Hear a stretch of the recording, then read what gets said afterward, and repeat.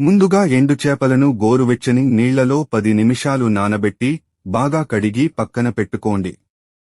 పాన్లో 1 spoon నూనె వేసి శుభ్రం చేసిన ఎండు చేపలను 2 నుంచి 3 నిమిషాలు దోరగా వేయించి పక్కన పెట్టుకోండి. ఇలా చేయడం వల్ల కూరలో నీచు వాసన రాకుండా ఉంటుంది. అదే బాణీలో మిగిలిన నూనె వేసి వేడెక్కనివ్వండి. తర్వాత ఉల్లిపాయ ముక్కలు, పచ్చిమిర్చి వేసి దోరగా బంగారు రంగు వచ్చే వరకు వేయించండి. తరిగిన వంకాయ ముక్కలను ఉప్పు నీళ్లలో కోసి తాలింపులో వేయండి.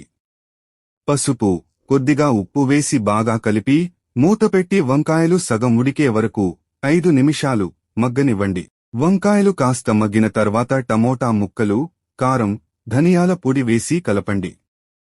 టమోటాలు మెత్తగా అయ్యే వరకు మూతపెట్టి ఉడికించండి. టమోటా మగ్గిన తర్వాత వేయించి పెట్టుకున్న ఎండు చేపలను వేయండి. మంటను మీడియం ఫ్లేమ్లో పెట్టి నూనె పైకి తేలే వరకు 8 నుంచి 10 నిమిషాలు బాగా ఉడకనివ్వండి. చివరగా కొత్తిమీర చల్లుకుని స్టవ్ ఆఫ్ చేయండి. ఈ కూర వండిన వెంటనే కంటే 2 నుంచి 3 గంటల తర్వాత తింటే రుచి ఇంకా బాగుంటుంది. Subscribe for more recipes.